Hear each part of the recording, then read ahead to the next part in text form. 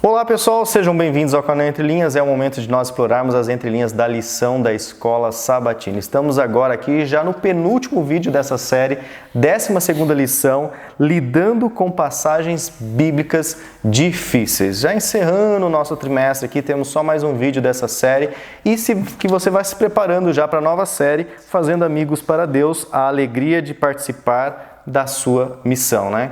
Acho que todos já devem ter um manualzinho aí nas mãos.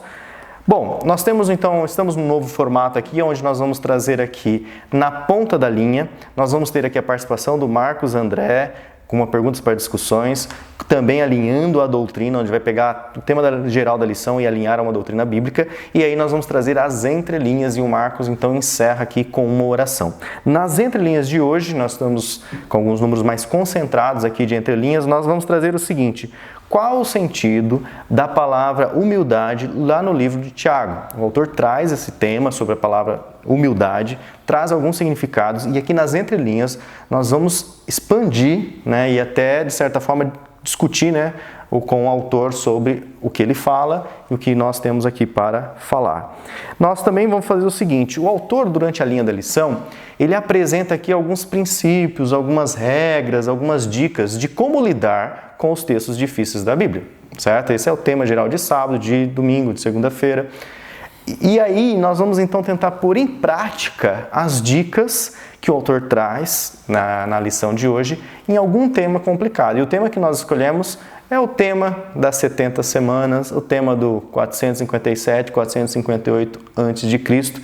Vamos aqui resgatar a questão, tentar usar essas ferramentas, né, esse framework que o autor nos dá, para vocês verem como que nós devemos nos comportar ao lidar com textos bíblicos difíceis. Ok, pessoal? Espero que vocês continuem curtindo, compartilhando, comentando, dando seu like. E, claro, né, que isso esteja sendo útil para a sua vida espiritual, que você esteja entendendo mais da palavra de Deus. E, graças a Deus, muitas pessoas têm nos dado um feedback positivo. Daqui a pouco vai ter aqui a sessão, momento da rasgação de seda, da leitura dos comentários de vocês. Né, e nós vamos ver o que o pessoal tem comentado aí dos conteúdos anteriores. Mas, por enquanto, chama a vinheta.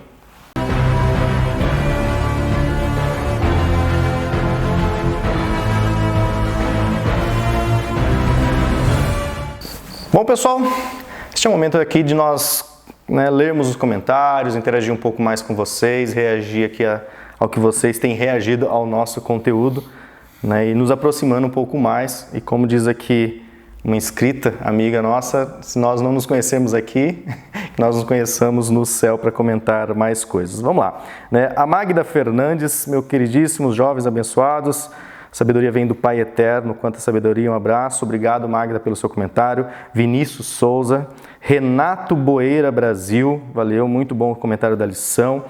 E aqui, deixa eu só pegar esse comentário aqui, o Costa Osborne faz aqui um comentário falando sobre o destino da arca. É um comentário bastante longo que ele coloca aqui e bem completo, então você é convidado para ir lá na lição 10 e ler o comentário aqui do Costa Osborne, que ele colabora aqui com conteúdo. Isso que é legal, a gente criar uma comunidade de discussões, de colaborar e trazer cada vez mais conhecimento.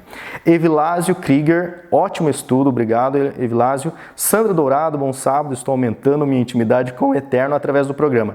Sandra, muito obrigado pelo seu comentário. Esse é o objetivo principal aqui do Entre Linhas, é a nossa oração antes de iniciar aqui as nossas atividades, que esse material sirva para realmente aproximar as pessoas do Eterno. Thaís e Mirelle Farias Lima, né, amo os vídeos de vocês, que legal. Massai Petri comenta aqui primeiro. Maria Lúcia Machado, nossa, que maravilha. A Maria Lúcia novamente, fantástico, novo formato, que bom. E a Massai aqui abre o coração, né, e fala aqui da inscritinha Lia, né, que ela sempre acompanha conosco e gosta aqui o pessoal coloca os filhos para assistir a gente. Que bom, Massai. E ela abre o coração, diz aqui que gosta de ouvir, gosta de aprender aqui com o canal Entre Linhas, que serve como fonte. E ela fala aqui, Gabriel, cadê o coraçãozinho? Gabriel, mas tem dois Gabriéis agora. Tem um Gabriel que não assiste a gente, tem um Gabriel que assiste. Que assiste. Obrigado, Massai, por ter abrido aí o seu coração. Aí esse... André Souza, né, gostaria de pontuar as apresentações com as fotinhas, né, tem sido um show à parte. Que nosso artista. Meninos, que vocês recebam a certeza da aprovação de Deus. Amém. Amém, Andréia.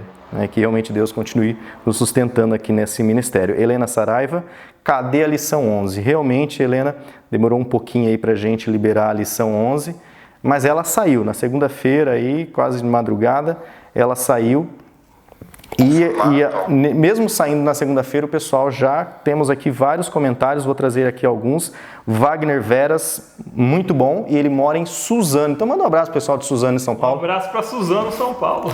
Legal. Sandra Bitara, ela falou assim que gostaria de expor, né, um dos motivos de ser adventista. Eu quero ler aqui no estudo dessa semana, vocês exploraram bastante esse motivo, qual seja a utilização do método historicista. Quando comecei a me aproximar da IASD, a forma como estudamos as escrituras em paralelo com a história ampliou muito a minha percepção e entendimento, e o meu também, principalmente das profecias. Necessito continuar a estudar muito a Bíblia, acredito que será eterno, e vocês nos motivam muito a aprofundar cada vez mais o conhecimento bíblico. Hashtag fui até o Marcos.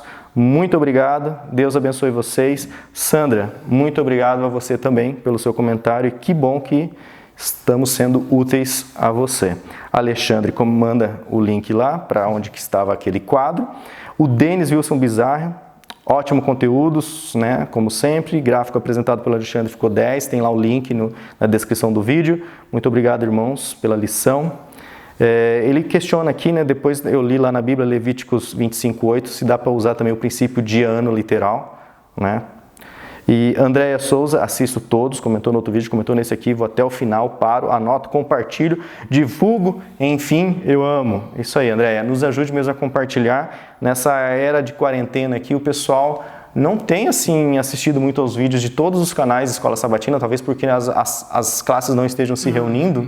As classes não estão 100%. Né? Daí o pessoal meio que, acho que não está buscando muito material. Até que o Entrelinhas está montando razoavelmente legal, né? Não, e tem o tamanho da visualização, na verdade, tem ficado bom. O pessoal tem assistido bastante, mais completo os vídeos, e não só entrada e saída. Mas acho que o YouTube mudou o algoritmo também. Tem várias coisas. Mas vocês têm comentado bastante e isso tem ajudado a promover o conteúdo dentro da plataforma. A Ilza Viana, né, que também mandou uma mensagem, Lúcio, cadê a lição 11, né? E a Ilza mandou uma foto da mãe dela, Dona Elza. Manda um abraço para a mãe da Ilza. Um abraço então para Dona Elza, mãe da Dona Ilza, Ilza Viana, essa, né? Isso, a Ilza Viana, legal, isso. Um abraço para as duas. Márcio Philips, presente, sempre um ótimo estudo. Luciene Siqueira, amigos, primeira vez que eu comento aqui. Descobri o canal faz pouco tempo, mas já aprendi muito, a Luciene falando. Obrigado por compartilhar esses conhecimentos. Parabéns. Sou de Campo Limpo Paulista. Campo Limpo Paulista. Abraço para Campo Limpo Paulista. Região de Jundiaí, ela diz, né? Região de Jundiaí, São Paulo. O Márcio, né, confirma aqui que realmente, eu falei certo, né? O filho dele é o Jefferson. Abraço, Jefferson, né? O filho do Márcio, que sempre vê. Evelyn Horton, né? Eu gosto muito sobre as profecias, tive que deixar todos os apontamentos lá na América, mas ela gosta aqui, a Evelyn, de retomar os apontamentos conosco. O Gabriel, que não vê o vídeo. O Gabriel, que comenta aqui alguns comentários. Abraço pro Gabriel, nosso hater do coração. Ele não vai ouvir, mas tá bom. Gabriel, você já faz parte da família Entre Linhas, Gabriel. Peterson Valber Silva, terceiro Marcos, uau, né? Natália Reide Santana, também gostei do novo formato, que bom. Luísa Patrícia, né? Gente, faça como o Gabriel, comentem bastante. A Luísa. É porque o Gabriel de novo? O Gabriel comenta. Gabriel de novo. Legal, Gabriel. Canal Hino Adventista, Deus é Fiel. Amém. E Amós Soares de Matos, não achei o link do gráfico, mas está lá na descrição. Legal. Gabriel B. de Lima, novamente, Gabriel e mais Gabriel. Pessoal, muito obrigado pelo seu comentário. Desculpa isso alongar um pouco mais o nosso vídeo, que geralmente já é meio longuinho, né? Mas é muito gostoso essa parte para nós, né? É muito gostosa. Pela paciência. Valeu. E tem mais um que é o Jefferson, que Não, aquele é o pedido especial, né? Tem um pedido especial. Então, pessoal, se preparem aí, né? Porque um inscrito pediu para que a gente parabenize, né, a sua esposa, o Michel Prado, né, lá do Prado Inox, do perfil que a gente já decorou agora, né, ele diz o seguinte: dia 20 agora, ele faz aniversário de casamento, e ele pediu para que a gente desse parabéns para a esposa dele por aguentá-lo. Não é qualquer aniversário, né? Tá completando a maioridade do casamento. 18 anos de casamento, né? Ele e as crianças acham barato, né, quando vocês mencionam o meu nome, né? Parece que é o programa da Globo, né, pessoal? Mas é realmente que bom que vocês consideram. O Lúcio não quer fazer merchan para Fantástico. Não. Mas então vamos voltar ao foco, né? Parabéns pro Michel, Parabéns à esposa. Ele não mandou o nome, acho que deve ter comentado em algum outro comentário, não mandou o nome da esposa, Michel. Então, a esposa do Michel, meus Fica parabéns. pra próxima. Parabéns por aguentar aí esse rapaz por 18 anos. E parabéns por aguentar a gente por 1h30. É isso aí, pessoal. Que legal. Muito obrigado. Lembrando que quem não curte muito essa parte, pessoal, tem um link aqui para você pular direto para as entrelinhas, ok? Bom, então vamos agora aos assuntos mais sérios aqui do canal. Então, para resgatar um pouco a seriedade aqui, nós vamos trazer o Marcos, que vai alinhar o tema central da lição com uma doutrina bíblica. Então, começa aí com você, Marcos. Olá, amigos do canal Entre Linhas. Mais uma semana estamos nós aqui estudando juntos a Palavra de Deus. Mais uma semana abrimos as Escrituras Sagradas com a esperança de que o Senhor fale ao nosso coração como Ele tem falado todas as semanas. Esse é o quadro Alinhando as Doutrinas, aquele quadro que nós sempre trazemos uma das doutrinas que aparece nas entrelinhas da lição. Nessa semana o autor está falando sobre alguns textos difíceis e algumas abordagens que nós precisamos ter para que possamos compreender esses textos difíceis, né? Na parte de terça-feira, ele fala de que nós devemos ter atitudes humildes ao entrarmos nesse território sagrado, né? E isso tem relação com a nossa doutrina número 22, que fala da conduta cristã. Sempre que nós falamos desse assunto de conduta cristã, nós falamos sempre de vestimentas, de adornos e de diversões mundanas e diversões que estão de acordo com a Bíblia. Então, parece que nós limitamos a nossa compreensão desse tema a partir de comportamento. Não que o comportamento não seja importante, porque a maneira como nós nos relacionamos com o nosso cônjuge, com nossos irmãos de igreja, com a nossa comunidade, ela diz muito sobre o tipo de cristianismo que nós estamos vivendo. No entanto, quando o apóstolo Pedro fala lá na sua primeira carta, no capítulo 3, ele fala a respeito de atitudes que as mulheres devem ter, né? E na vestimenta, isso se reflete na vestimenta, né? Então, que a mulher não se vista com frisado de cabelos, nem com joias e adornos, mas com um espírito humilde. E o foco nosso ali geralmente está na vestimenta, né? Nas joias, nas roupas e coisas desse tipo. E nós nos esquecemos de que a humildade, o oposto da humildade, que é o orgulho, né? Ele pode se manifestar de muitas outras formas. Aliás, a Igreja Católica ela considera, né, o orgulho um dos pecados capitais, que são aqueles pecados que ninguém consegue se livrar, né? Porque quando você, vamos supor que você seja orgulhoso por ter muitos bens, né? Você é rico e tem carro novo, uma casa enorme e pode comprar o que quiser com seu dinheiro, então você tem orgulho daquilo. Aí de repente você se convence de que aquilo não é motivo de orgulho, que aquilo não o dinheiro não traz felicidade, vamos dizer assim, né? Para usar um jargão popular. E aí de repente você se livra de tudo aquilo e passa a ser minimalista, viver com o mínimo necessário e praticar caridade com os seus bens e tudo mais. E você corre no risco de começar a ser orgulhoso da sua humildade e de começar a dizer que você mais humilde do que as pessoas ao seu redor. Então o orgulho realmente é uma dos pecados, né, que nós cometemos, e o difícil do orgulho é que nós não conseguimos mensurá-lo, ou seja, nós não conseguimos medir, não é algo que você possa chegar assim e falar assim, olha, você é orgulhoso, precisa se arrepender. E outra coisa interessante é que o orgulho, na nossa sociedade, ele não só não é repreendido, como muitas vezes é estimulado. Então, quando você se autodenomina como bom em alguma coisa e tal, parece que isso te dá um status melhor, um status maior diante das pessoas. E nós temos que tomar muito cuidado com isso. A Bíblia faz fortes advertências, né, quando nós lemos ali o livro de Provérbios, a Bíblia faz fortes advertências, inclusive dizendo que aqueles que são orgulhosos, eles estão em ruína. Então nós temos que tomar muito cuidado. Aqui no capítulo 12 de Romanos, o apóstolo Paulo fala é um texto muito conhecido, né? Ele fala assim: rogo-vos, pois, irmãos, pela misericórdia de Deus, que apresenteis o vosso corpo por sacrifício vivo, santo e agradável a Deus, que é o vosso culto racional. Aí quando nós lemos isso, né, algumas pessoas dão foco na alimentação, que o corpo tem que estar saudável para ser apresentado a Deus. Outros dizem que o corpo tem que estar bem vestido para poder ser apresentado a Deus. Então foca no exterior, né? Aí ele diz que não vos conformeis com este século, mas transformai-vos pela renovação da vossa mente, para que experimenteis qual seja a boa e agradável e perfeita vontade de Deus. Então esse texto muitas pessoas têm até decorado já, e esses textos que a gente decora, eles são perigosos porque parece que a gente já compreende muito bem. No contexto aqui, se a gente continuar, olha o que ele começa a falar: porque pela graça que me foi dada, digo a cada um dentre vós,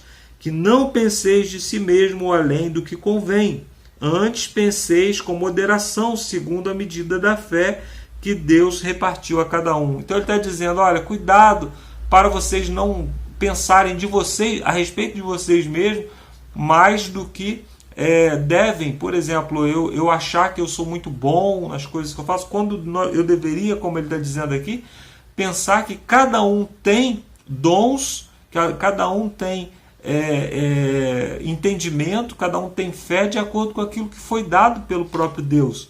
Então, a atitude que nós devemos ter é uma atitude de humildade, de dizer assim: eu sou, eu sei, eu tenho, porque Deus me deu. E assim como Ele deu dons a outras pessoas. Nós, como adventistas, né, pelo estudo profundo que nós fazemos da Bíblia, especialmente das Escrituras, nós podemos em algum momento nos tornarmos arrogantes e começar a dizer assim: olha, nós entendemos muito de Bíblia, nós somos muito bons em explicar a Bíblia, os nossos estudos são os melhores. É certo que nós nos especializamos em algumas áreas, mas existem outras áreas, por exemplo, no evangelismo, que nós somos fracos, né? É muito raro você ver na igreja adventista alguém que veio do mundo, né, e se batiza. Nós fazemos muito mais proselitismo, né? Batizamos pessoas de outras igrejas, de outras denominações, ou seja, doutrinamos pessoas de outras denominações, do que fazemos exatamente o trabalho missionário. O trabalho missionário, talvez nós tenhamos muito a aprender com o trabalho missionário com outros irmãos, com os batistas, até mesmo com os católicos, né? E com irmãos de outras denominações. Então nós precisamos entender que Deus, aqui como o apóstolo Paulo está dizendo, Deus nos chamou para um ministério específico, que é o ministério de pregar as 3 mensagens angélicas, mas existem outras coisas que nós precisamos ainda entender e aceitar, que os nossos irmãos de outras denominações têm feito esse trabalho como outros braços aqui do ministério. No contexto aqui ele continua falando que nós somos chamados para ser corpo, e o corpo tem várias funções diferentes, né? Então o corpo de Cristo é muito maior do que a igreja adventista. Aí na continuação ele fala a partir do verso 9: o amor seja sem hipocrisia, detestai o mal apegando-se ao bem, amai-vos cordialmente uns aos outros com amor fraternal, preferindo-vos em honra uns aos outros. Ou seja, honra o teu irmão ao invés de você, né? Busque a honra do teu irmão ao invés de você. Aí no zelo não sejais remissos, sede fervorosos de espírito, servindo ao Senhor. O nosso propósito é servir ao Senhor, e não nos exaltarmos e não exaltarmos a nossa igreja, é servir ao reino dos céus. E nós temos que entender que o reino do céu é exaltado não com sabedoria da Bíblia, com entendimento da Bíblia, mas com atitudes humildes, atitude de amor, atitude de união. É isso verdadeiramente que exalta o reino dos céus, servindo ao Senhor. Nós temos que lembrar como que é o nosso parâmetro sempre, como que Jesus, as atitudes de Jesus. Por exemplo, quando alguém fazia uma pergunta bíblica para Jesus, ao invés de dar uma coça de Bíblia na pessoa, Jesus devolvia a pergunta. A pessoa pergunta: mestre, qual é o grande mandamento da lei? Aí ele perguntava para a pessoa assim: como você lê, como você interpreta essa sua pergunta? Aí a pessoa respondia e ele falava: muito bem, é isso mesmo. Quando a pessoa tinha uma dúvida, ele contava uma parábola, né? Quem é o meu próximo? Quem é a pessoa? Quem eu devo considerar o meu próximo? Aí sim ele contava uma parábola para explicar aquilo, para que a ideia fosse implantada na mente da pessoa pela própria pessoa. Uma ideia é como implantar um órgão. Se você não toma todos os cuidados para implantar uma ideia na mente de uma pessoa, há rejeição, como há rejeição de um órgão. Então, quando você dá o material para que a própria pessoa chegue à conclusão daquilo que ela está pensando, essa ideia é muito mais fácil de ser implantada na mente da pessoa. Então, nós temos que tomar muito cuidado para que a nossa maneira, a nossa abordagem para falar com as pessoas não mostre arrogância ao invés de humildade, para que assim as pessoas não comecem a criar argumentos, mesmo que falaciosos, para rejeitar aquela ideia que nós estamos tentando transmitir. Se nós estamos levando uma ideia bíblica, é caso de vida ou morte para que a pessoa aceite ou rejeite aquela ideia. Que Deus nos abençoe, que Deus coloque no nosso coração a humildade. Isso não vem de nós mesmos, né? Nós precisamos dos dons do Espírito Santo para que podermos aceitar essas coisas e que essas coisas sejam implantadas na nossa mente, no nosso coração todos os dias, para que possamos ter atitudes de humildade e assim ter uma conduta cristã mais aceitável e mais de acordo com a vontade de Deus. Eu termino a minha participação aqui, mas ainda volto com as perguntas para a discussão e a oração no final. Fique agora com o estudo da lição, com o Ricardo, com o Lúcio e com o Alexandre, e até a minha próxima participação.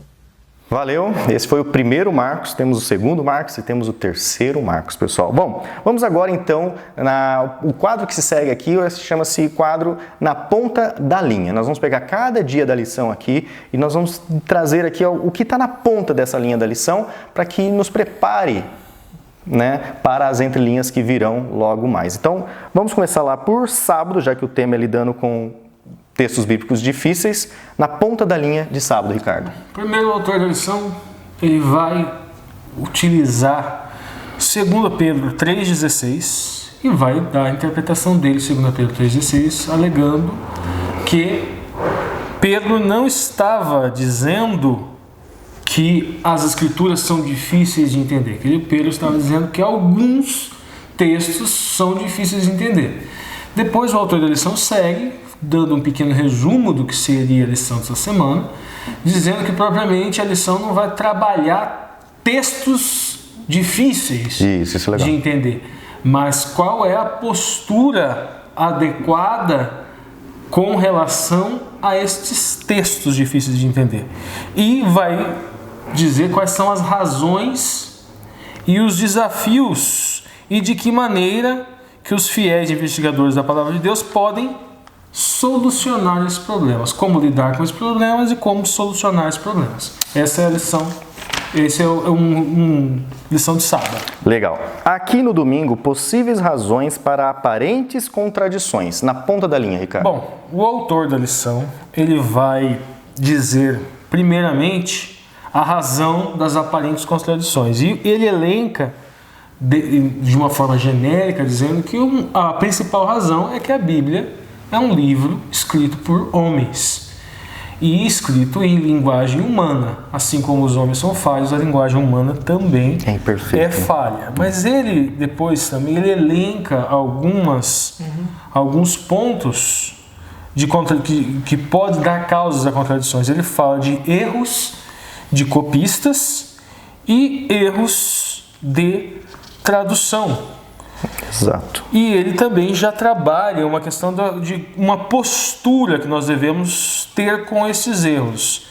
Todos esses erros causam dificuldades, pode causar dificuldades, mas não devem fazer a pessoa tropeçar. E também uma postura de você não buscar dificuldade onde não tem. Fabricar dificuldades em textos que na verdade são simples. Ele fala o seguinte: existem poucos pontos onde tradução e erros de copistas são complicadores, mas existem pessoas que gostam de caçar outros pontos que na verdade não são. Caçar pelo em ovo. Ou chifre em cabeça de cavalo, né? Segunda-feira, abordagem sincera e cuidadosa, na ponta da linha. Bom, aqui o primeiro assunto dele é o seguinte: como nós devemos reagir à sinceridade e o cuidado para com o texto, com esses textos difíceis. Eu coloco aqui, gente, ele fala assim, a questão é como você reagiu com esses textos difíceis, ou ainda mais importante, como você deve reagir. Nós, pessoalmente, nós colocamos alguns textos, alguns pontos na caixinha da surpresa, na caixinha da dúvida. Desculpa. Isso, que a gente já discutiu aqui. Na caixinha da dúvida. O que é a caixinha da dúvida? Eu espero para quando eu tiver mais luz, quando aparecer. O Alexandre mesmo teve uma experiência há pouco tempo com o livro de Daniel 11, certo? Há um tempo atrás, nós tivemos com as trombetas do Apocalipse. Os dois pontos que mais me incomodavam eram as trombetas de Apocalipse e o Rei do Norte e o Rei do Sul de Daniel. E hoje são passagens que eu olho com bem tranquilidade. Estava na caixinha da dúvida, não está mais na caixinha da dúvida. Só esperar. Certo? Eu sempre tive uma questão com a relação de monoteísmo e trindade, que parte da dúvida se solucionou e uma outra parte eu já sei que nem a eternidade será suficiente para sanar essa dúvida. Questão da ontologia do divino, né? Isso, a ontologia do divino, gente. Nós teremos a eternidade para descobrir e descobrir e descobrir mais. Agora, mas também não seremos deuses. Inclusive, né, vamos para as mensagens escondidas e os testemunhos secretos agora. Se a gente vai lá para os primeiros escritos, a gente vai para o grande conflito, a gente percebe que parte do pecado de Satanás era justamente querer acessar os mistérios da ontologia de Deus, né? Os desígnios do Altíssimo. Sim. Ele quis se equiparar ao Altíssimo. Então, às vezes, quando a gente começa a querer achar demais... Querer saber demais, né? Calma lá. Como você falou, observar, vou repetir, nem na eternidade talvez responda algumas perguntas. A eternidade será pouco para compreender perfeitamente a natureza de Deus. A natureza de Deus. Legal, entrelinha das entrelinhas, pérolas das entrelinhas. Mas aí, continuando, o autor fala com relação à sinceridade daqueles textos difíceis. E aqui ele enaltece o seguinte: muitas vezes pegamos um texto difícil e nós tentamos ocultar a dificuldade. Percebam a postura? O texto é complicado, mas eu finjo que o texto não é e eu não adquiro compreensão. Essa é ótima. Do texto. É que às vezes a gente usa isso dando estudo bíblico, né? Às vezes pega um texto lá que é difícil, mas pro estudo bíblico a gente... Seguindo, outra coisa que ele fala, gente, examinar minuciosamente, com calma, não é procurar a explicação, aceitar a primeira explicação que aparece, porque essa primeira explicação ela veio de um pastor da igreja ou veio de um irmão da igreja, então eu aceito. Não, vá construindo com cuidado, de forma minuciosa. Outra coisa que ele fala: cuidado com informações fora de contexto. Ele fala assim: as pessoas sinceras lidam com dificuldades da Bíblia de maneira que são cuidadosas em não apresentar informações fora de contexto, distorcer a verdade com linguagem tendenciosa, nem enganar os outros por meio de manipulação de evidências. O que pode acontecer aqui, gente? Imagina o seguinte: tem um texto difícil de entender que é utilizado por uma denominação religiosa X para atacar a nossa. Aí alguém de dentro da igreja, ao invés de procurar a verdade, não, ele só procura a defesa àquele ataque que vem de fora, sem ter cuidado se aquilo é verdade ou não. Pode até acontecer de boa vontade, tem aquele ditado, eu não concordo muito, de boas intenções. Boa vontade, o inferno está cheio. E o inferno está cheio. Às vezes a pessoa com boa intenção fabrica evidência, distorce texto, tira o texto de contexto para proteger, em tese, a igreja. Não, mas aqui é um tipo de sábado, ali é outro tipo de sábado, aqui é uma lei, aqui é outro tipo de lei. E aí aquele argumento é fraco, aquela evidência é falsa, e aí ele acaba, com a intenção de proteger a igreja, acaba dando mais uma arma para o inimigo. Olha, exato. Os adventistas falseiam, criam falsas evidências. E assim, muita gente faz isso mesmo. Forçar o texto a dizer o que ele não diz. É um outro ponto aqui. A tortura hermenêutica, né? Malabarismo hermenêutico, que leva a pessoa a conclusões equivocadas. E a última coisa: não negligenciar nenhum aspecto ou detalhe importante. Ou seja, só corrobora com aquilo que a gente já falou antes: ser minucioso.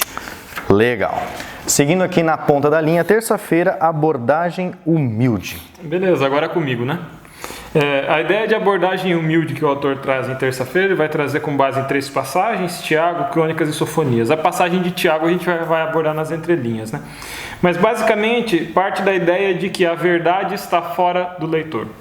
Quando a gente se aproxima da Bíblia, a gente tem que se aproximar com humildade, reconhecendo que a verdade não está em mim, mas a verdade está no texto. Eu vou buscar algo que está fora de mim. E quem vai me ajudar a entender aquilo que está fora de mim é o autor maior de tudo, que é Deus. Então é preciso uma posição de humildade, reconhecer que a gente não sabe tudo e que a gente vai aprender uma verdade que nos é externa, que nos é desconhecida. Na quarta-feira, determinação e paciência, na ponta da linha. Então essa aqui a gente pode falar da caixinha da dúvida, que existem passagens difíceis e que a gente não vai aprender rápido. E o autor da lição até traz um exemplo, né, que é um estudante de álgebra que pega uma questão complexa lá e fica meia hora e fala assim, não, é impossível de resolver. Exato. Calma lá. Põe a questão na caixinha da dúvida. É impossível de resolver por mim hoje. Vamos esperar, quem sabe o eu do futuro consiga resolver. Vamos ter paciência. Não vamos pegar a nossa fé e ir para o tudo ou nada da fé em cada interpretação de texto. Então eu cheguei nesse texto aqui, eu não entendi, fui pro tudo ou nada. Se eu não entender, eu nego minha fé, porque... Não faz sentido mais crer em Deus. Ou então, se essa interpretação for do jeito que você está falando, eu rasgo minha Bíblia. Cai toda a verdade por terra. Calma, não é assim, não cai toda a verdade por terra. Não, se essa interpretação for assim, a igreja adventista não é verdadeira. Isso, se a verdade, se a mensagem depender de um único texto, de uma única passagem, vamos combinar. É uma verdade bem frágil, né? Exato. Na quinta-feira, abordagem bíblica e com espírito de oração, na ponta da linha. Legal. Na lição de quinta-feira, vai falar de que a posição correta para estudar a Bíblia é de joelho. Não estou lançando doutrina nova aqui, tá? Não estou falando que a gente tem que estudar a Bíblia ajoelhado. Até porque nós não estamos ajoelhados. Ajoelhado sob o ponto de vista de dobrar literalmente as juntas. Não, é estado de espírito. Um estado de espírito. Então a gente deve estudar a Bíblia entendendo que a Bíblia não é um texto qualquer. E a gente já falou disso nas lições passadas várias vezes. A Bíblia não é um texto qualquer. Quando eu vou estudar um tratado de filosofia, às vezes eu peço orientação para Deus. Quando eu vou estudar um texto de sociologia complexo, eu peço orientação para Deus. Eu falo assim, Senhor, me ajuda a entender o que esse autor aqui está querendo dizer. Agora a Bíblia é diferente. Porque a Bíblia é um livro que fala das coisas de Deus. Para mim. Então, é fundamental que quando eu vou estudar a Bíblia, eu estude ela com um espírito de oração. Para que eu seja inspirado pelo Espírito Santo a entender as verdades que o Espírito Santo quer me revelar e quer me ensinar. Então, é preciso aprender em uma posição de humildade, com uma condição de persistência, mas em uma posição de oração. E aí é interessante porque o texto da lição ali vai falar de Atos 17, que fala dos bereanos, né? Então, texto. Vai falar de Felipe e o eunuco, texto também, e depois vai falar da oração. Então a gente entende que é uma junção, é uma relação de junção aí. Se junta de um lado o estudo do texto, o rigor metodológico, o rigor hermenêutico, o processo de estudo, há um espírito de adoração. Uma coisa não exclui a outra. Os bereanos utilizavam um método racional, um método lógico para estudar a palavra. A explicação que Felipe vai fazer para o eunuco, ela é lógica, ela faz sentido, discorre pelos profetas até convencer.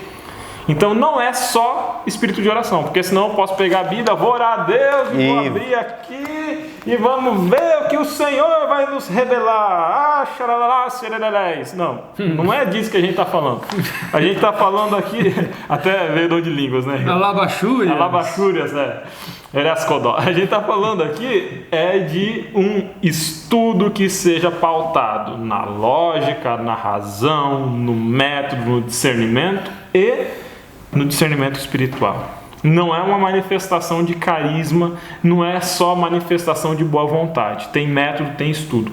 Mas todo estudo, sem oração, sem um espírito de humildade, não vale de nada.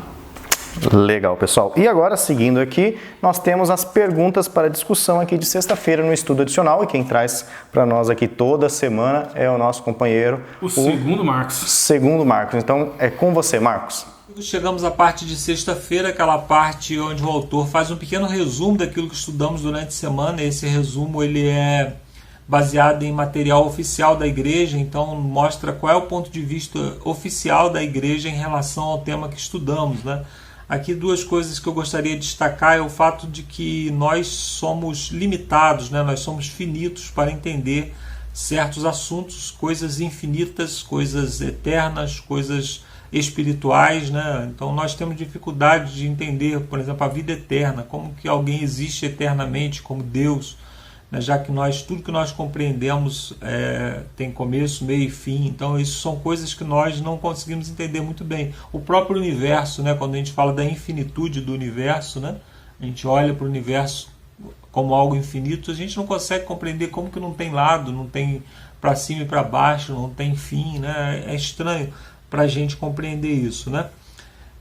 Também fala aqui da palavra, né? Da palavra de Deus, diz assim: quando a palavra de Deus é aberta sem reverência e oração, quando os pensamentos e as afeições não estão centralizados em Deus, nem em harmonia com a sua vontade, a mente fica obscurecida pela dúvida.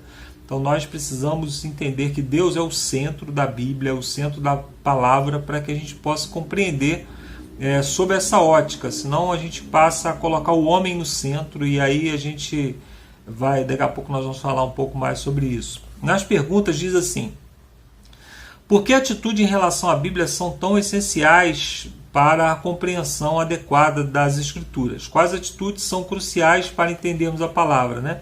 Então a atitude é o seguinte: se você entende que a Bíblia ela foi escrita por seres humanos falíveis e por isso ela é contraditória em alguns pontos, né? Pedro contradiz o Paulo contradiz o Antigo Testamento, e se você acredita que ela foi escrita por homens somente, então tá ótimo, é assim mesmo, é como um livro de filosofia, que cada um apresenta o seu ponto de vista e todos estão certos, né?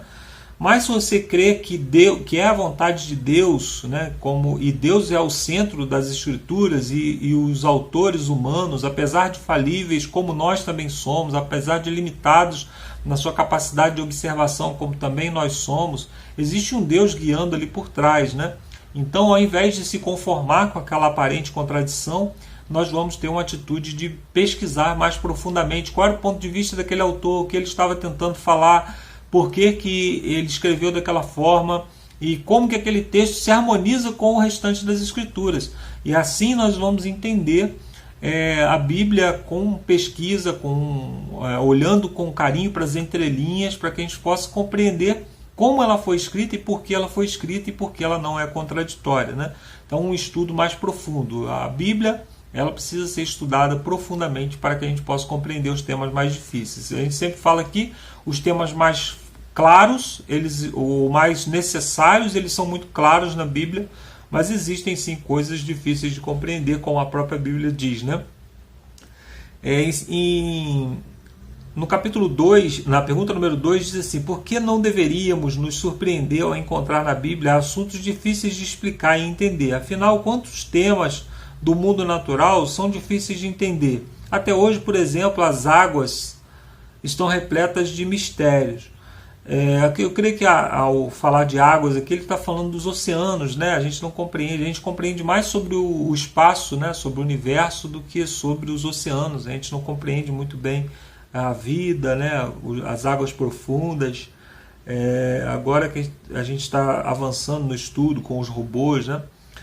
E por que a gente não deveria se surpreender que a Bíblia também tem esses mistérios, né? Primeiro, se nós queremos que a Bíblia é a palavra de Deus e se Deus é realmente como nós o descrevemos, todo sabedoria, todo poder, todo eternidade, né? Então ele é todo amor, né? Então nós precisamos entender que esse Deus ele vai além da nossa compreensão. É muito comum quando a gente vai ler sobre os deuses do passado, né? Os deuses da mitologia grega, romana ali, a gente vê os deuses muito parecidos com os seres humanos, né? Eles ostentavam paixões, desejos e atitudes humanas, né? Eles eram rancorosos, eles eram egoístas, eles eram vingativos, né?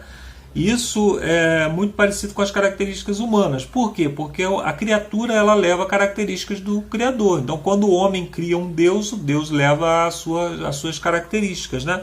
Enquanto que o Deus bíblico, ele é totalmente diferente, antagônico daquilo que nós pensamos. Se você observar, né, quando nós precisamos nos parecer com Jesus, quando nós precisamos e desejamos ficar parecidos com Jesus, nós precisamos mudar completamente as nossas atitudes, a nossa maneira de pensar o mundo, a nossa maneira de nos relacionarmos com as pessoas ao nosso redor, né?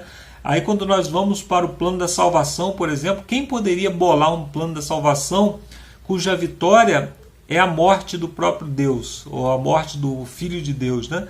Isso seria inimaginável, porque nós imaginamos os heróis, né, os vencedores, como alguém que vai montado num cavalo branco com uma bandeira, né, e com a espada na mão suja de sangue porque derrotou todos os seus inimigos, enquanto que Jesus é o oposto disso, né? Ele é chicoteado, cuspido, né? E quando a gente entende esse plano da salvação, a gente entende que era o único plano possível, né? Era o único plano que poderia dar certo devido à nossa condição, e somente Deus poderia bolar um plano como esse, né? Então se Deus não está além da nossa compreensão, ele provavelmente foi criado por nós mesmos, né? E se nós achamos que compreendemos tudo sobre Deus, é porque nós estamos adorando a um Deus que nós mesmos criamos, né? E aqui a pergunta número 3, como podemos responder a questão de Lucas 23, 43, no qual, segundo a maioria das traduções, Jesus teria dito ao ladrão que ele estaria no céu com o Senhor naquele dia. Quais são as maneiras sinceras de explicar esse texto? E como textos como João 20, 17, Eclesiastes 9, 5 e 1 Coríntios 15 nos ajudam a entender o que está em questão. Bom, esse é um texto que nós não conseguimos explicar somente pelo texto, né, com o texto isolado. Nós não conseguimos entender o que ele está dizendo, não só pela tradução, né? A tradução foi feita um acréscimo ali, as vírgulas foram colocadas, a gente entende de maneira equivocada, mas mesmo o texto original, ele diz assim: em verdade te digo hoje, estarás comigo no paraíso. Aí eu pergunto, quando estarás comigo no paraíso? Hoje mesmo, ou no dia da ressurreição, ou no dia do juízo, quando?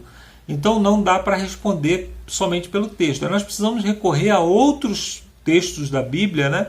E a Bíblia precisa lançar luz sobre aquele texto. Aí nós vamos em Eclesiastes, entendemos o estado dos mortos. Nós vamos em Coríntios, entendemos que os mortos só voltam à vida na ressurreição.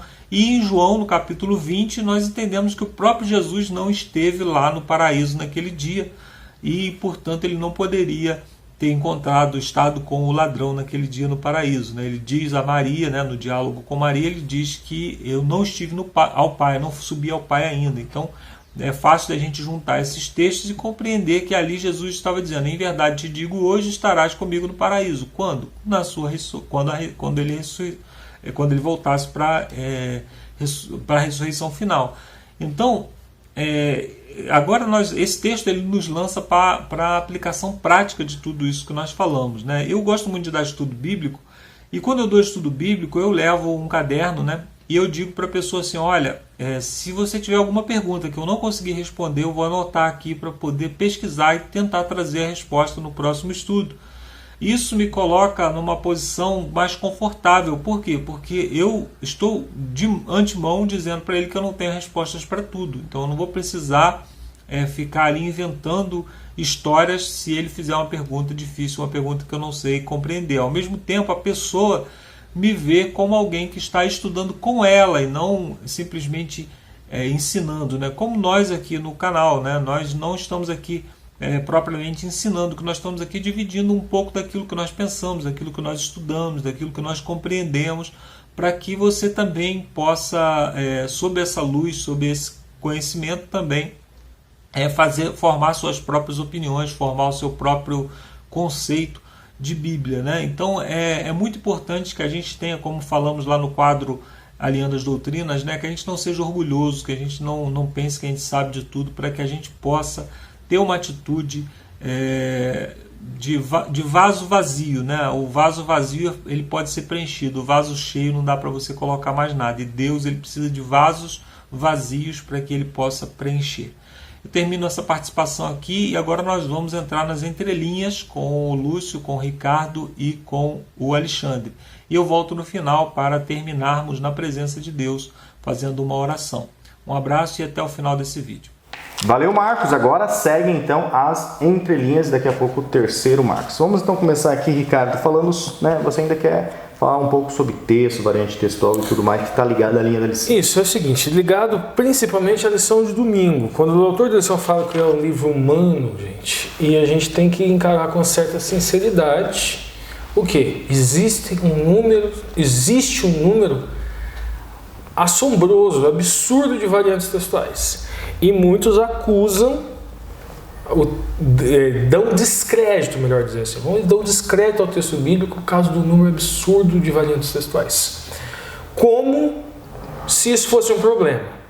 Nós temos que olhar com sinceridade. Existe um número altíssimo de variantes? Existe. E qual é o impacto disso? De fato. Só que isso não é problema. Existe um número altíssimo de variantes textuais porque existem um número absurdo de manuscritos.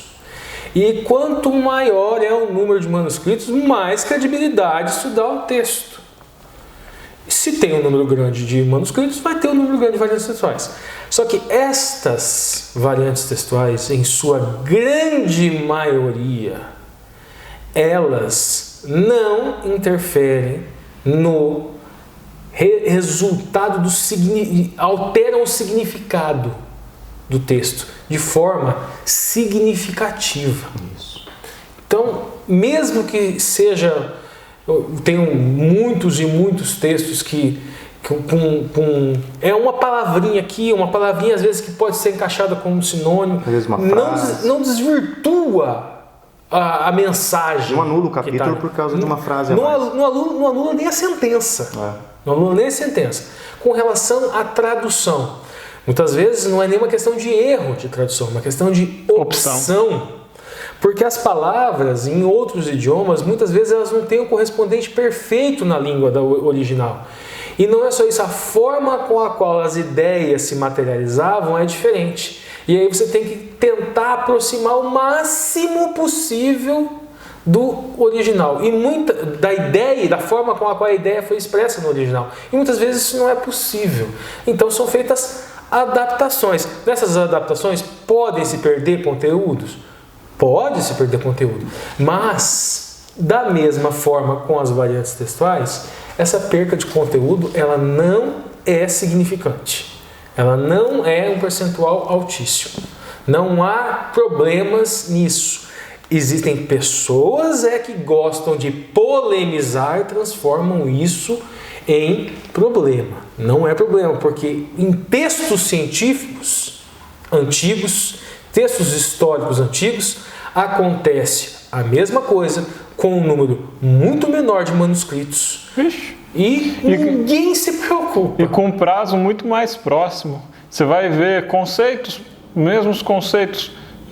Estava na aula de psicologia esses dias, falando sobre os conceitos da psicanálise.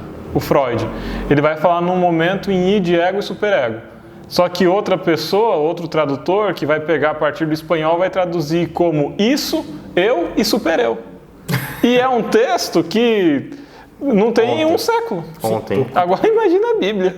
Que 2000 anos, e não só, tem texto de 2000 anos, 3, tem texto de mais até que isso. Então, na verdade, é aquela coisa de querer caçar pelo em ovo. Mas vamos lá. Agora as entrelinhas, então, né, o autor, como nós falamos na introdução do vídeo, o autor traz aqui maneiras, dicas, princípios ao lidar com textos difíceis. E então o Ricardo, o que ele fez? Ele vai pegar aqui um texto difícil, um texto que é complicado de se entender. E aí nós temos inclusive alguns slides, lembrando que esses slides aqui estão no link da descrição. E lá você vai encontrar todas as temporadas de slides que nós já tivemos aqui no vídeo, beleza, pessoal? Isso, eu vou abordar o que eu vou querer enfatizar nisso aqui. Sinceridade e cuidado. É isso, esses dois pontos, que no caso da lição de segunda-feira. Abordagem sincera e abordagem cuidadosa. Esse é o ponto. Legal, então vamos para os slides. O Alexandre fica aqui. Fica e eu vou lá. Que vai me ajudar nos insights. Bom, gente, primeiro eu vou explicar a questão do início da profecia das 2.300 tardes e manhãs. E qual é a questão que, não é nem periférica, a questão que fica nas entrelinhas, a questão da acusação, vamos dizer assim. Pode deixar aqui, Lúcio, logo eu vou usar aqui. É o seguinte, essas 2.300 tardes de manhã tem muito com a identidade da igreja.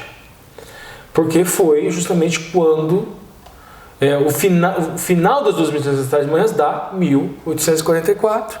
1844, os grandes apontamentos, foi um movimento, os mileritas passaram por isso, e deste movimento milerita surgiram algumas igrejas. Dentre essas igrejas, nós temos o Adventismo. Se parar para pensar, o grande desapontamento é o marco fundador da igreja adventista, né? Enquanto mito fundador. Assim. E criou-se um outro mito, um pressuposto falso que muito adventista entra numa apologética tola, aceitando essa premissa. E qual é a premissa falsa? Acusam a igreja dizendo o seguinte: se 2.300 tardes e manhãs começou em 458, então o movimento adventista é falso.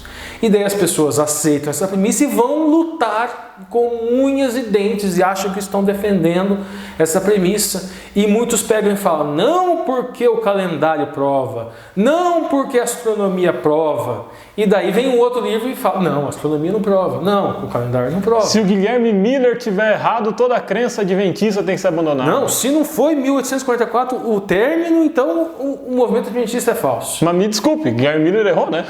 Ele achou que Jesus ia voltar e Jesus não então voltou. Vamos lá, vamos para os slides. Volta para cá, Alexandre, para a gente. Vamos lá. Purificação do santuário. Ó, o Alexandre vai ler aqui para a gente. Lê a escritura, Alexandre.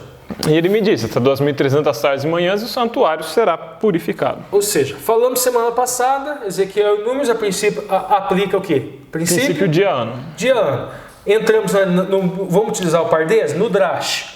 Drash é quando comparamos Daniel 8,14 com Números e com Ezequiel, descobrimos que 2.300 tardes e manhãs, na verdade, são 2.300 anos. Agora fica a questão, quando começa a profecia das 2.300 tardes e manhãs?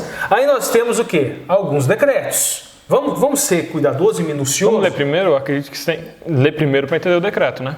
Então vai lá, pode ler. Daniel 9,25 vai retomar e explicar Daniel 8,14. Sabe e entende. Desde a saída da ordem para restaurar e para edificar Jerusalém até o Messias, o príncipe, 7 semanas e 62 semanas. Ou seja, então, as ruas e as tranqueiras se edificarão em tempos angustiosos. Então veja bem, desde a saída de ordem para restaurar e para edificar. Aí entra uma questão. Está escrito aqui nesse texto, qual é o decreto? Não. Então nós vamos ter aqui o quê? Nós temos que fazer comparações. Continuamos lá na Drash. Só que nós não vamos nos ater só a texto. Nós vamos ter que ir na história, gente. Então nós temos os reis da Pérsia e os seus decretos em favor dos judeus. Aí dá uma lida lá, Alexandre. Decreto do Ciro, rei da Pérsia. 536 a.C. Quem era o dirigente? Zorobabel. Depois teve um decreto de Dario, Ageu e Zacarias, em 520 a.C. Depois teve um decreto de Artaxerxes, em Esdras, 457 a.C. Só que note o seguinte, gente. Desde a saída da ordem para restaurar e edificar Jerusalém, nenhum desses dois decretos efetivamente foi para edificar Jerusalém. Ciro libertou o povo, ele permitiu que o povo voltasse. Dario ratificou esse decreto de Ciro para que o povo pudesse voltar e construir. Agora, Artaxerxes, o decreto de Artaxerxes, não. O decreto de Artaxerxes, ele viabilizou condições para que, de fato, fosse edificado Jerusalém. Aqui nós temos também a questão de edificar o altar, edificar o templo e os muros. E por fim, Artaxerxes edificar Jerusalém como um todo. Um outro problema não é nem 1844. Ainda não. Por mim, 1844 nem é assim tão relevante. O mais relevante aqui é as 70 semanas. Porque se você pega a data de Ciro ou a data de Dario, não se alinha com a crucifixão de Jesus. Esse é o grande X.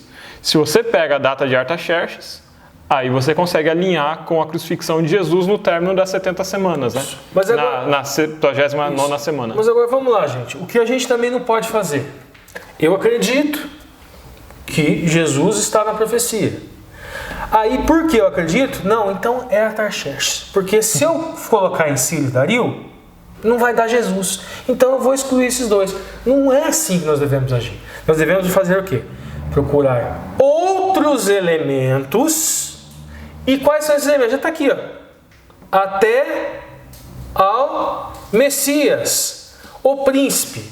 E aí onde entra, muitos gostam de torcer. Não, esse Messias não é o Messias, é um outro Messias. O texto disse que é o Messias. Agora nós vamos nessa mesma dimensão drástica e buscamos as características do Mashiach. E essas características do Messias, ele mescla características de um líder do Senhor dos Exércitos. Ele mescla características de um ser sobrenatural. De um servo sofredor. Ele mescla características de um servo sofredor.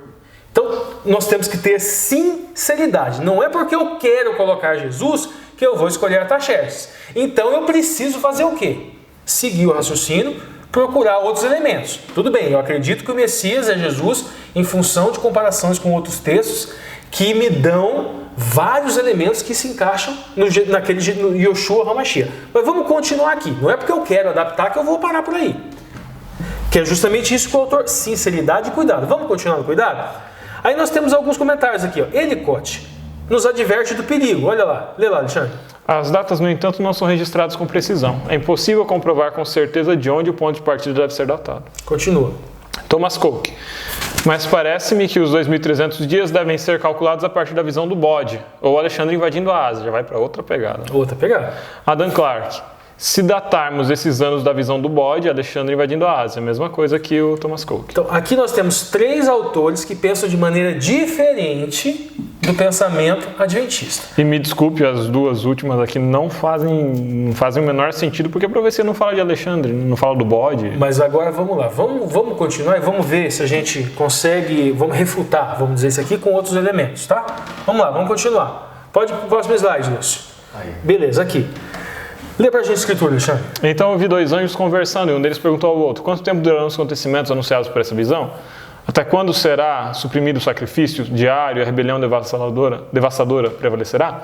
Até quando o santuário e o exército ficarão entregues ao poder do chifre e serão pisoteados? Daniel 8:13. Tá. Agora a questão calendário, gente, que o Lúcio vai passar os próximos slides para a gente. A gente tem que olhar com sinceridade o seguinte.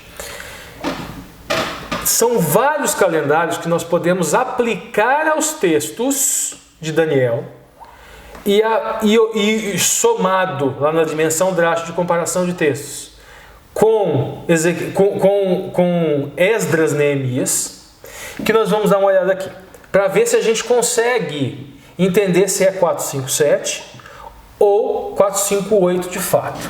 Bom, gente, o primeiro calendário que a gente tem, que a gente pode aplicar a toda essa comparação de textos para saber se é 457 ou 458, é calendário babilônico persa. Dá uma olhadinha lá pra gente, Alexandre. Fixando a morte de Xerxes em 465 a.C., o ano de ascensão de Artaxerxes avança até a primavera de 464. Assim, seu primeiro ano completo de reinado começa no 1º de Nissan, em 464 a.C., e termina na primavera de 463 a.C. Seguindo a progressão como está demonstrado no gráfico abaixo, o 7º ano se estende da primavera de 458 à primavera de 457, fazendo a viagem de Esdras cair no verão de 458. Ok, então a gente olha aqui a morte de Xerxes em agosto, 465. Então a chegada seria 458. Se nós aplicarmos o babilônico persa. Agora vamos para o próximo. Se nós aplicarmos o calendário egípcio, dá 458 também. Dá uma olhadinha lá.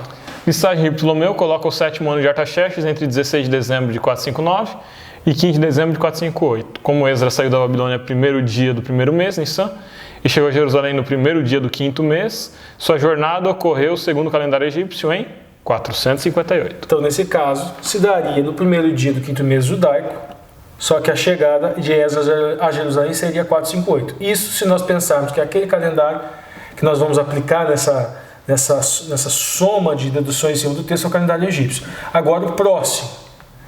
Então vamos lá, gente. Nós temos que ter o que aqui que o autor da lição fala? Sinceridade. Então 2 calendários daria 458. Aí temos um outro calendário que nós podemos aplicar, que é o calendário civil judaico. E esse calendário civil judaico, podemos ter 2 datas, tanto 458 quanto 457. Então, se você procurar textos, não de bíblias, não adventistas, notas dos rodapés, geralmente vocês encontram 458. Por quê? Porque, aplicando os 3 calendários, vai dar 458. Agora, para dar 457, apenas aplicando calendário civil judaico. É possível. Em que situações? Dá uma lidinha aqui deste lado, Alexandre. Se por algum motivo Artaxerxes só tivesse subido ao trono depois do mês de Tisri, seu ano de ascensão se estenderia até o outono de 464.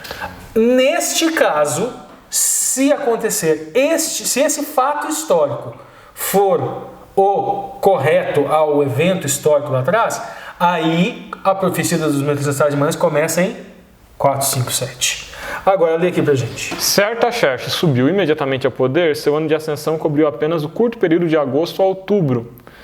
O mês de Tisri começou em 18 de outubro de 465 daquele ano. É Tisri que fala? Tishri. Neste caso, se ele subiu imediatamente ao trono, então a chegada de a Jerusalém foi no primeiro dia do 5º mês judaico de 458. Então, quais são os 2 requisitos para a profecia dos 1300 tarde de manhã começar em 457? Primeiro, Artaxerxes só tivesse subido ao trono depois do mês de Tishri. Então, e aplicarmos calendário civil judaico. Aí nós temos 457. Agora fica a questão principal. Eu vou esquecer os outros calendários, não vou falar neles, vou encobrir esse fato de que 458 se aplica no civil judaico, no egípcio, no babilônico, só porque eu quero 457? Não, eu preciso ter sinceridade, preciso trazer essas informações. O próprio Guilherme Miller teve essa dúvida. Sim, e o último detalhe que eu vou abordar agora é o seguinte: se for 457, se for 458, eu vou deixar de ser adventista? Vou rasgar a Bíblia. Eu vou rasgar a Bíblia? Vamos lá, vamos para o próximo slide aqui. Olha lá, 70 semanas, gente. Alexandre, dá uma lidinha aqui pra gente. Ele me disse que das 1300 tardes de manhã o santuário será purificado. Isso. 70 semanas são determinadas sobre o teu povo, sobre a santa cidade, para extinguir a transgressão, dar fim ao pecado, expiar a iniquidade, trazer justiça eterna, selar a visão, profecia para ungir o santo dos santos. Isso, outro ponto aqui, gente. Ellen White, ela utiliza a data 457. Nós vamos ver um texto aqui, dá uma lidinha nisso daqui, ó. O decreto de Artaxerxes entrou em vigor no outono de 457 a.C. Pode dar o próximo. Não se percebeu a princípio que esse decreto não tivesse sido baixado no princípio do ano 457. Os 2.300 anos se completariam no final de 1843. Verificou-se, porém, que o decreto foi emitido próximo ao final do ano 457. Portanto, o período profético deveria atingir o outono de 1844. Ok, esse argumento serve para adventistas. Exclusivamente é argumento de autoridade, serve exclusivamente para nas minhas investigações. É o tipo de argumento que ela detestava. Nas minhas investigações, não, é 457 porque a Ellen White dizia que era 457. Sendo que a própria Ellen White é totalmente contrária a fazer isso, né? A investigação, ela pode terminar, né, irmã White? Mas ela não pode ser o fundamento desse... Não, ela falou que é 457, eu não vou estudar o resto. Pronto, e acabou. Dá uma olhadinha aqui. Ó. Esse ponto aqui, gente, existe um espectro de possibilidades históricas. Se eu sou minucioso, o que eu faço? Eu analiso todos os espectros históricos, apresento para as pessoas, sou sincero, não tapo dados. Encobrir informações é uma forma de você se fragilizar.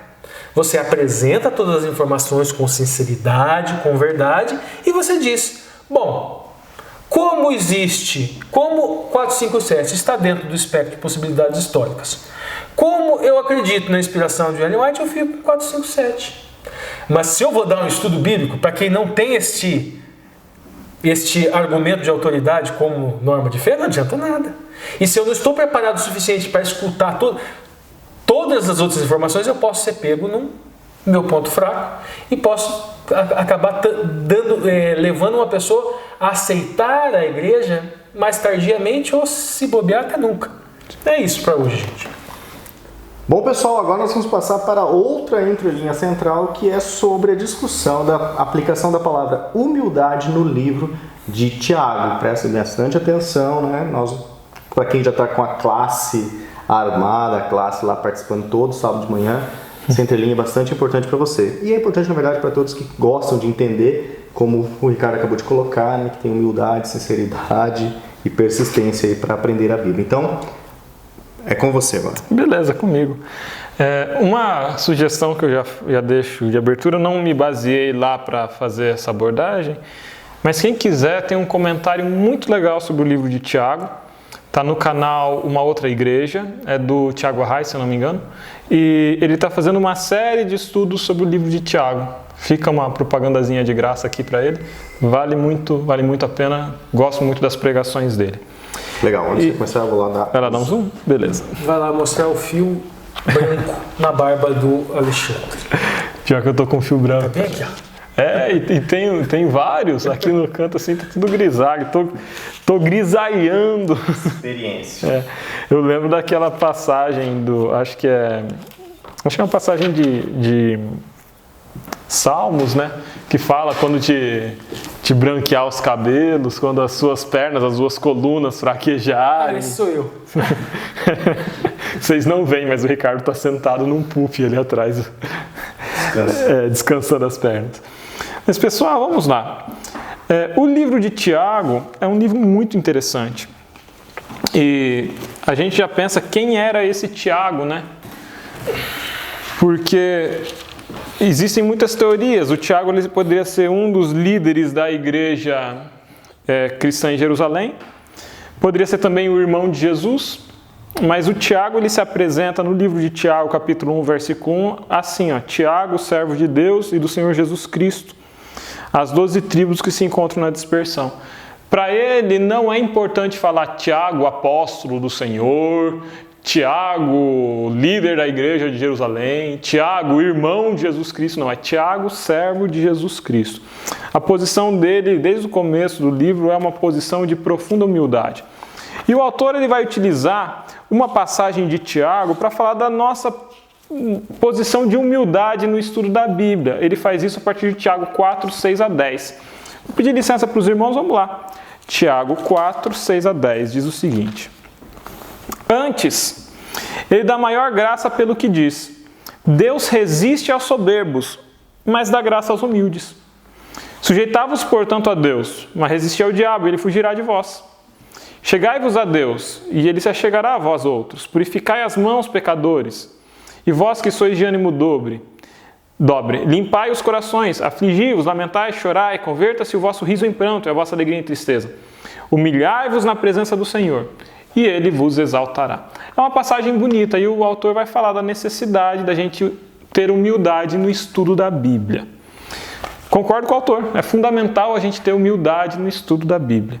Mas, será que essa passagem de Tiago fala sobre ter humildade no estudo da Bíblia?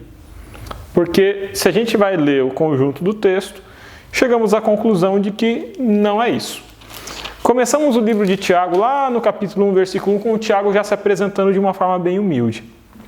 Mas segue no capítulo 1, versículo 9. Eu vou fazer algumas leituras de alguns pontos do livro de Tiago. Vamos passar por quase todo o livro hoje, tá, gente? Tiago, capítulo 9, olha só. O irmão, porém, de condição humilde, glorie-se na sua dignidade, e o rico na sua insignificância, porque ele passará como a flor da erva. Olha só, lá no Tiago, capítulo 4, fala para ser humilde, mas aqui fala para o irmão se gloriar na sua insignificância e o outro gloriar-se na sua dignidade. Por quê? Porque o sol se levanta com ardente calor, e a erva seca, e a sua flor cai, e desaparece a formosura do seu aspecto. Assim também se murchará o rico nos seus caminhos. Seguimos para o versículo 14. Ao contrário, cada um é tentado pela sua própria cobiça. Deus a ninguém tenta, é o que Tiago vai falar. Cada um é tentado pela sua própria cobiça.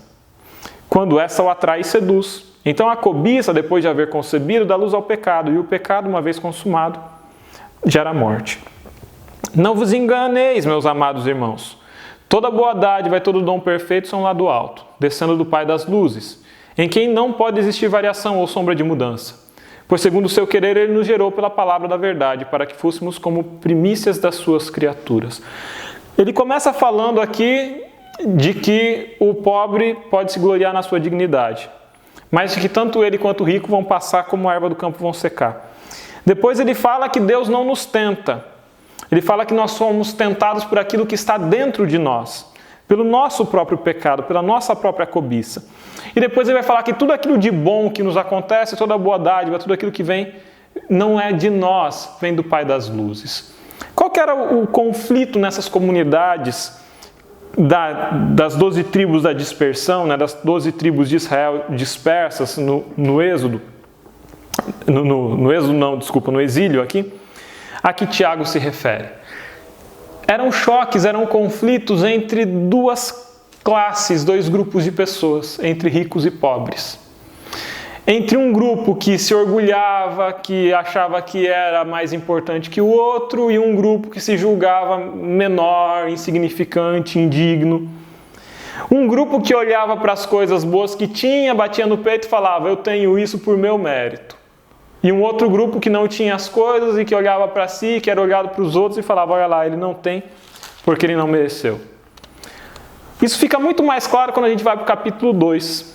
No capítulo 2, Tiago dá um puxão de orelha muito duro nas sinagogas. Olha só, meus irmãos, não tenhais a fé em nosso Senhor Jesus Cristo, Senhor da glória, em acepção de pessoas. Se, portanto, entrar na vossa sinagoga algum homem com anéis de ouro nos dedos, em trajes de luxo, e entrar também algum pobre andrajoso, e tratardes com deferência o que tem os trajes de luxo, e disseres, tu assenta-se aqui no lugar de honra, e disseres ao pobre, tu fica aí nos pés, assenta-te aqui debaixo no estrado dos meus pés, não fizeste distinção entre vós mesmos, não vos tornastes juízes, tomados de perversos pensamentos? Ouvi, meus amados irmãos, não escolheu Deus o que para o mundo são pobres para serem ricos em fé e herdeiros do reino que ele prometeu aos que o amam? Olha só, o orgulho que o pobre deve ter na sua dignidade não é um orgulho, nossa, eu sou pobre. É em ser herdeiro de Deus, rico em fé, herdeiro do reino, amado de Deus. Não é pela sua pobreza que ele vai se orgulhar, é por ser amado de Deus. Entretanto, versículo 6, vós outros menosprezastes o pobre, não são os ricos que vos oprimem, e não são eles que vos arrastam para os tribunais, não são eles os que blasfemam o bom nome que sobre vós foi invocado? Se vós, contudo, observais a lei régia, segundo a Escritura, amarás o teu próximo como a ti mesmo, fazeis bem. Se todavia fazeis acepção de pessoas, cometeis pecado, sendo arguidos pela lei como transgressores. O problema dessas comunidades é que elas tratavam as pessoas de forma diferente, de acordo com a riqueza.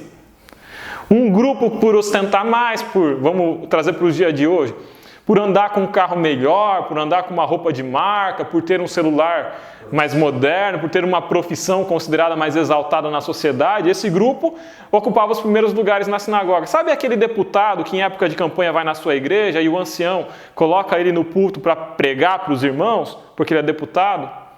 Sabe, depois some. Sabe aquele candidato a alguma coisa importante quando vai visitar a igreja, nem é adventista, colocam no púlpito para pregar? Pois então, é disso, exatamente disso, que Tiago está falando aqui. Por que a gente trata com tanta deferência, com tanto privilégio, com tanta importância algumas pessoas porque elas têm poder econômico, porque elas têm influência política, porque elas têm uma cultura erudita? Ok, mas não são elas tão importantes quanto o irmão mais simples da igreja? Quanto o irmão mais pobre da igreja? Não são todas igualmente alvo do amor de Deus? Pois bem, será que a humildade de que Tiago fala no livro é humildade para com a leitura da Bíblia? Ou é uma outra forma de humildade? A temática da lição era sobre textos difíceis. E se a gente ler só o texto de 6 a 10, eu digo para vocês, isso aqui virá um texto difícil. A gente pode usar ele para argumentar sobre outras coisas. Resisti ao diabo e ele fugirá de vós. Em que sentido é resistir ao diabo aqui? Quem sabe se a gente lê o livro de Tiago inteiro, e fica o convite para vocês, é um livro curtinho, mas muito bom. Versículo 14, a fé sem obras é morta. Meus irmãos, qual é o proveito se alguém disser que tem fé, mas não tiver obras? Pode acaso semelhante fé salvá-lo? A fé sem obras é morta. E quantas vezes eu já escutei a fé sem obras é morta para justificar a guarda dos 10 mandamentos, não é isso? A fé sem obras é morta, portanto, guarde o sábado, dê o dízimo, não adultere, não minta, não roube, não mate, não farás para ti imagem de escultura e segue os 10 mandamentos. Porque a fé sem obras é morta. Mas vamos para o versículo 15. A fé em obras é morta. Qual é o proveito que alguém disser que tem fé, mas não tiver obras? Pode acaso semelhante fé salvá-lo? Versículo 15. Se um irmão ou uma irmã estiverem carecidos de roupa, versículo seguinte, gente, e necessitados de alimento cotidiano, e qualquer dentre vós lhes disser, ide em paz, aquecei-vos e fartai-vos, sem contudo lhes dar o necessário para o corpo, qual é o proveito disso? Assim também a fé, se não tiver obras, é morta. Aqui está falando do cumprimento da lei, irmãos. Do cumprimento da lei do amor. Ama o teu próximo como a ti mesmo. Aqui está falando de uma igreja que dava os primeiros lugares para os ricos, para os influentes, para os importantes da sociedade. Os mais pobres, os menos influentes, ficavam sentados no chão, no estrado dos pés dos ricos, e nem recebiam assistência de alimentação, passavam fome. É desse contexto que está falando. E a fé sem obras que é morta, não é que uma fé na salvação em Cristo Jesus destituída do cumprimento de leis estritas em termos de fazer ou não fazer, mas é uma fé, ou seja, eu vou na igreja, eu prego, eu conheço a verdade, eu conheço a doutrina, eu falo de profecia, eu falo daquilo, mas eu não ajo com misericórdia para com o meu irmão. Vamos lembrar do resumo dos mandamentos que Jesus Cristo fez. Ame a Deus sobre todas as coisas e ao teu próximo como a ti mesmo. Ou então, em verdade vos digo que quando fizestes a um desses meus pequeninos irmãos, a mim o fizeste. O chamado do livro de Tiago aqui é um chamado à misericórdia. A uma igreja que sobressaia-se acima, que situe-se acima de distinções de classe social. Uma igreja em que ricos e pobres se assentem à mesma mesa para partilhar do mesmo pão. Parece comunista isso, né? Não tinha como Tiago ser comunista, porque ele escreveu isso aqui no 1º século depois de Cristo. Então, a gente teria que fazer um malabarismo para chamar o Tiago de comunista. Ele não está defendendo aqui revolução de proletário. Ele não está defendendo aqui nada que vá muito além daquilo que Cristo defendeu, daquilo que Cristo apresentou. Uma fé de misericórdia. De onde vêm as contendas? Capítulo 4. De onde precedem as guerras e contendas que há entre vós? De onde, senão dos prazeres que militam na vossa carne? Cobiçais e nada tendes, matais e invejais e nada podeis obter. Viveis a lutar e a fazer guerras, nada tendes porque não pedis, pedis e não recebeis, porque pedis mal, para esbanjardes em vossos prazeres. Infiéis, não compreendeis que a amizade do mundo é inimiga de Deus? Aquele, pois, que quiser ser amigo do mundo, constitui-se inimigo de Deus. Qual que é a luta aqui, irmãos? Parte das igrejas, parte das sinagogas, parte dos judeus da diáspora viviam preocupados em acumular para esse mundo, para esbanjar com os seus prazeres. Viviam preocupados em ostentar na igreja, em ir para a sinagoga com a roupa mais bonita, em chegar lá com o cavalo de marca, em chegar lá com a carroça do ano. Era essa a preocupação deles. E aqui, Tiago está falando que vocês pedem e Deus não ouve, porque vocês pedem mal. A gente pede mal, irmãos. Quando a gente pede um emprego maior, um emprego melhor, uma promoção para Deus, um salário melhor, para ostentar para os irmãos na rede social, para tirar foto no Instagram bonitão no carro novo. E aí chegamos no versículo 6.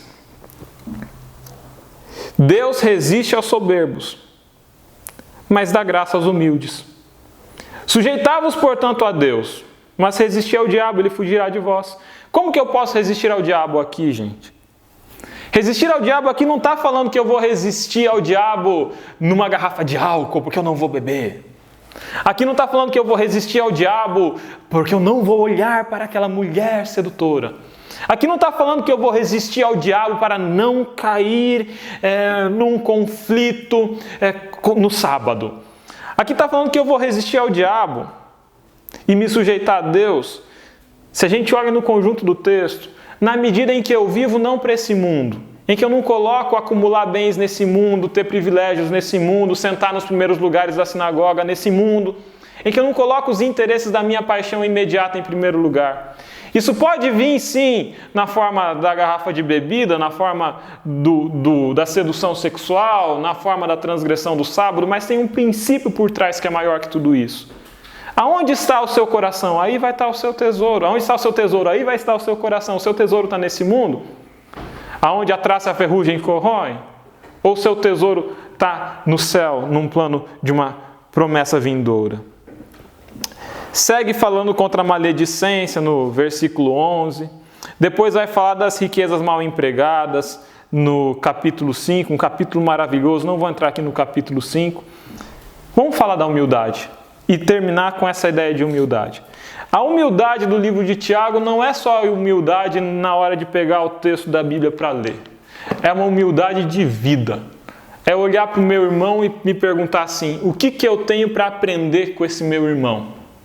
E o que eu tenho para me doar para esse meu irmão? Como que eu posso tornar a caminhada, o jornadear desse meu irmão mais fácil nessa terra? Porque somos todos companheiros debaixo do sol e assim como a erva do campo se seca, no final das contas todos nós na nossa trajetória aqui vamos nos secar também. Está lá no começo do livro de Tiago, se a gente vai para o livro de Salomão, em Eclesiastes a mesma ideia vai estar lá. Como a gente trata as pessoas que estão na nossa convivência nesse período? É com humildade? É com equidade? É dando espaço para todo mundo falar, do mais simples ao mais erudito, do mais pobre ao mais rico, do mais jovem ao mais velho, da mulher e do homem, da criança? É todo mundo tendo espaço para falar, é todo mundo podendo se assentar na mesma mesa e dividir de um mesmo pão, que é Cristo Jesus, o pão da vida. Bom, pessoal, as entrelinhas se encerram por aqui, na ponta da linha, pergunta para discussão, a linha da doutrina. E por último, nós temos então o Marcos para encerrar com uma oração essa lição. Então, Marcos, agora é com você o terceiro Marcos. Olá, amigos, chegamos ao final de mais um vídeo, ao final de mais uma lição. E mais uma vez, se você chegou até esse ponto, é porque esse vídeo foi relevante para você. Certamente você aprendeu muitas coisas aqui.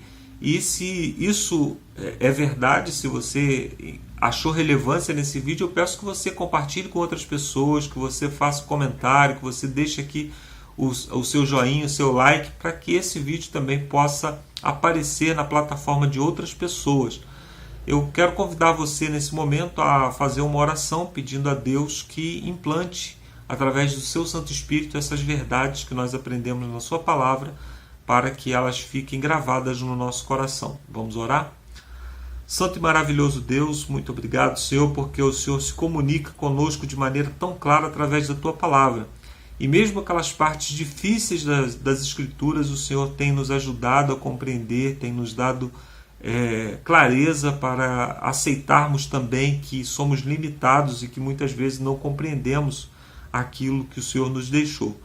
Eu te peço, Senhor, nesse momento que o Teu Santo Espírito opere em nós para que as verdades da Tua palavra sejam implantadas no nosso coração, sejam esclarecidas e que possamos não só compreendê-las, mas vivê-las no nosso dia a dia, na nossa vida, no nosso relacionamento com as pessoas que estão ao nosso redor. Ensina-nos a cada dia a Te servir em espírito e em verdade e que a cada dia, Senhor, possamos ver o Teu Santo Espírito realizando maravilhas em nós mesmos e naqueles que estão ao nosso redor. Nós te pedimos pela Tua graça e pela Tua misericórdia que o Senhor continue abençoando esse ministério, continue abençoando cada pessoa que participa, Senhor, como ouvinte, comentando, compartilhando, e a nós que estamos aqui, Senhor, à frente da câmera, que o Senhor nos dê clareza para que sempre possamos falar de acordo com a Tua vontade e que nunca falemos de nós mesmos. É o que te pedimos pelo nome do nosso Senhor e Salvador Jesus Cristo. Amém. Obrigado, amigos, e até a semana que vem. Valeu, Marcos. Amém. Que Deus continue aí abençoando cada um, cuidando de cada um. E nós teremos a nossa última lição dessa série, 13º vídeo, Vivendo pela Palavra de Deus. Espero que você esteja aí animado para encerrar esse trimestre e para nós iniciarmos aqui um novo trimestre que vai falar sobre assuntos missionários. Então, pessoal, até lá. Fiquem em paz, fiquem com Deus, se cuidem e até o próximo vídeo. Tchau, tchau. Tchau, tchau.